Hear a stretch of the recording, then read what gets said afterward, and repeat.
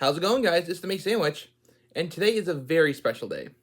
Today marks 10 years of Splatoon, the franchise that changed my life in like a completely different way.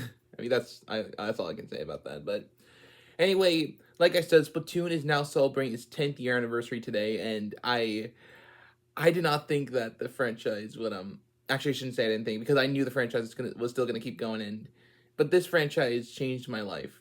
Before I tell you how it affected my life, I might as well just show you off my Splatoon collection. So you probably see I had like a Splatoon poster right there, and I have one like right behind me. You can see I have a Splatoon poster right there. I have Splatoon posters all over my room.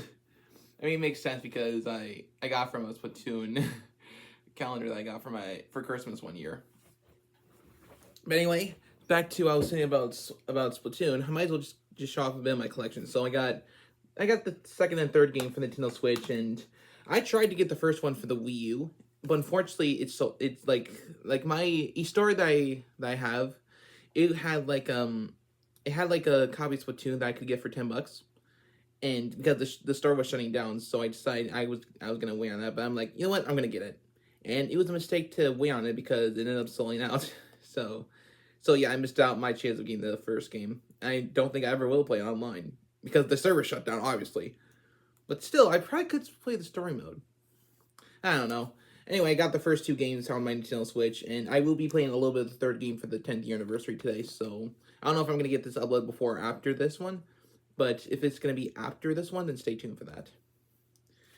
So anyway, like I said, I got the second and third game for the Switch, and I actually did see that I can carry my data from Splatoon 3 over to my Switch 2 if I get one. If I can get one, actually. But not for Splatoon 2. I mean, it makes sense because I'm not even going to play this game anymore, so... But this, I could probably... I don't know. So anyway, enough about Splatoon 2 and 3. I have all the amiibo too, and I have like... Here, let me show you. I got every amiibo. I mean, every Splatoon amiibo. Oh my gosh. So, if you're wondering which one of these is my favorite, I'm not entirely sure which one of these Splatoon amiibo is my favorite. And, so, you know, speaking of my amiibo shelf, I gotta get the shelf expanded because, I mean, there's a big space right there, but that's because the Splatoon ones took over that entire space. And I didn't even have enough room to put the newer ones that I got, like, you know, the new Cali Marie Pearl Marina ones, like there's no room for these, so I had to put these in front of the old ones. So I gotta get that shelf expanded at some point.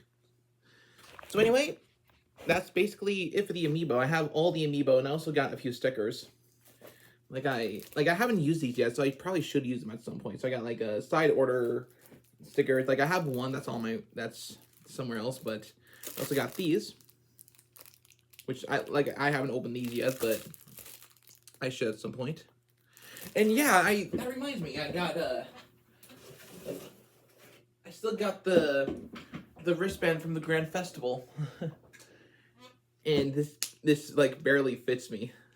So but luckily like the smallest size, like my wrist is a little too big for this.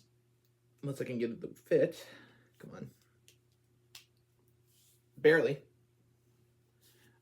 I mean, the first size, that's not a problem, but the second one, yeah, I can't get the second size on me. But anyway, the Team Pass won the Grand Festival, and I'm pretty proud of myself that I chose that team, because I had a feeling Team Pass was going to win. And I voted for that team, because like I said, I had a feeling it was going to win, and it won. I was right. And that's basically my amiibo and my stickers. So now I can just... Oh, no. This video is not scripted, as you can tell. But anyway, I do want to share some Splatoon stories for you. So, how did I get into Splatoon? Well, it didn't start until 2019. I mean, I got Splatoon 2 for Christmas in 2017, but I never really played it. Because my online sucked, and I couldn't really use it. I did play a bit of the story mode, and that was pretty fun. But then I'm like, you know what? I'm going to play the rest of the story mode for Splatoon 2. And that didn't take until 2019 to play it.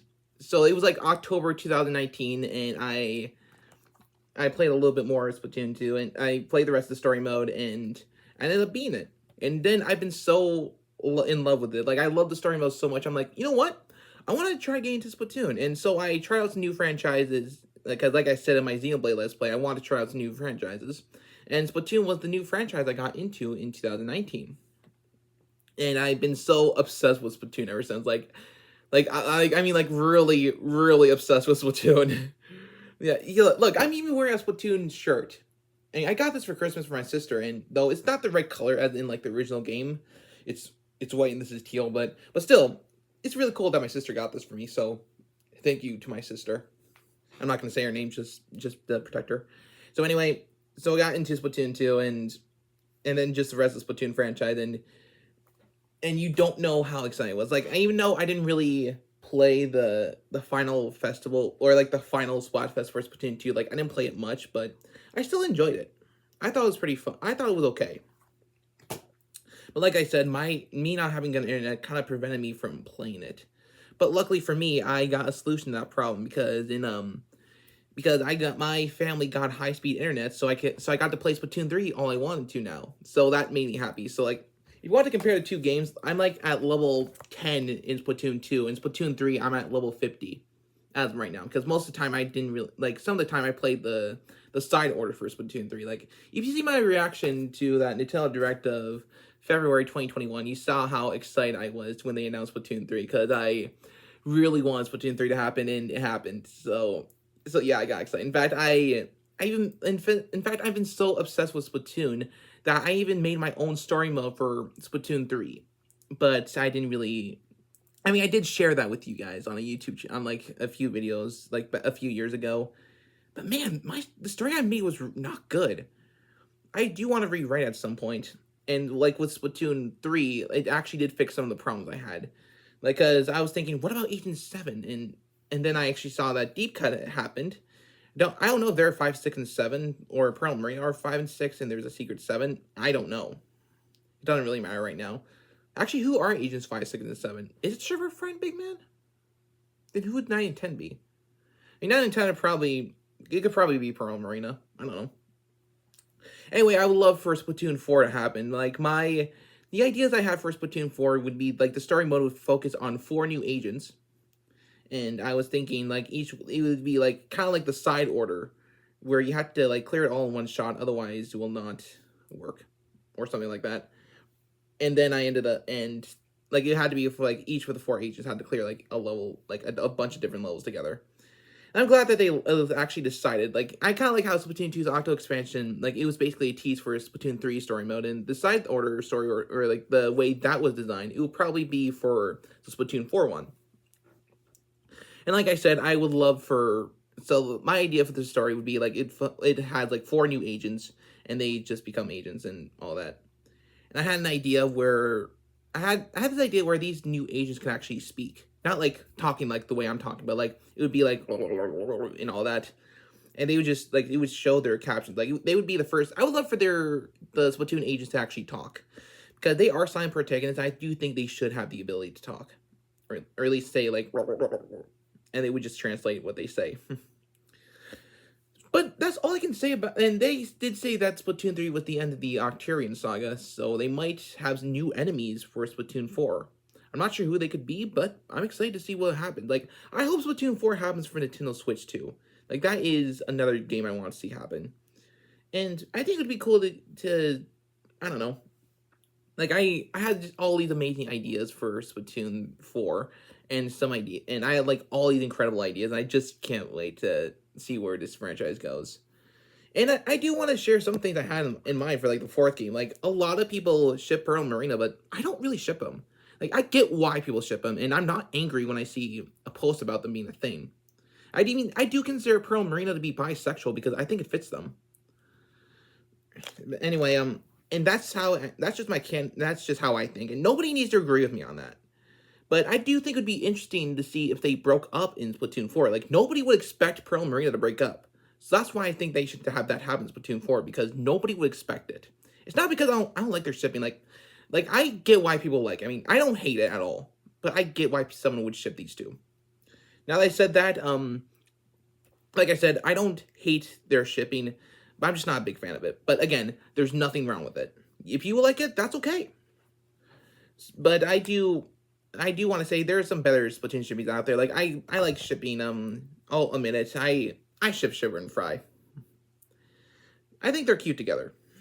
And of course, nobody has to agree with me on that. And like I said, I just have all these amazing ideas for like a Splatoon 4 game and how its story could play out and what the idols could be like. I had the idea where the idols of Splatoon 4 could be the younger brothers of the Squid Sisters. So like I was thinking Callie Marie had like a younger brother that's a year younger than them. And they would be the idols for Splatoon 4. I mean, that's just what I think. And maybe they could have like a 4-way Splatfest and like the two idols could be on 2 teams each. I don't know. I don't exactly know, but like these are just some ideas. I don't exactly know how Splatoon 4 is going to do the Splatfest, but I have so many ideas, and I'm happy with how it's going so far. And like I said, I can't wait to see how Splatoon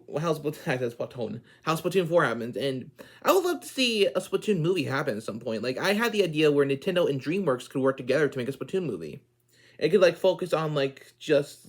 And like they wouldn't do too much. It would be like a simple Splatoon 1 movie. So that means no off the hook, no deep cut, no Agent 8. It just focuses on Splatoon 1 only. So it would be like, I don't know. Maybe Agent 3 could be like it starts off with Agent 3 like starting off as just a regular girl trying to figure out what to do in Spotsville, or when she goes to Inkopolis. I think it was Inkopolis Plaza, is it? No, Square. Sorry, no. What, is it Plaza? I think it's Plaza. So anyway, so she goes to Inkopolis Plaza, and then lots of stuff happens, and she ends up becoming the new agent. She ends up becoming Agent 3 of the new Squid Bee Splatoon, and then she basically the story would be it's simple, but it's good enough for Splatoon fans. And then at the end of the film, I'm thinking maybe they could like tease like a series. Like I could see a series taking place after the events of the first Splatoon movie, and then like they would have a Splatoon 1 movie, and then they would have a series that takes place immediately afterwards. Who would I trust? Netflix, I guess? I mean, I think they can make a good... I mean, if Nintendo works with them, I think they'll make a pretty good series and movie. I think DreamWorks could do it, but only if they stay true to the source material and not like Shrek 5. Not like Shrek 5, but as a dadful like the Wild Robot. Why am I holding a Callie amiibo? Oh man, between all the Splatoon characters, I think Callie might be my favorite because I like her personality and she's really cool. So Callie's my favorite of the Splatoon characters. For my least favorite, I don't have one really. I mean, that's all I guess that's all I can mention about the characters. But I do want to see more. I can't wait to see what Splatoon does in the future, and that's all I can say. So thank you for listening to me talk, even though you probably clicked off after like a minute. If you stayed here until the end, hear me say some of the things I said twice, then thank you. Anyway, thank you for watching. So either before or after this, I'll be releasing some Splatoon 3 gameplay, because the best way to celebrate Splatoon is just playing it. So anyway, thank you for watching, and I will see you next time. So until next time, catch you later.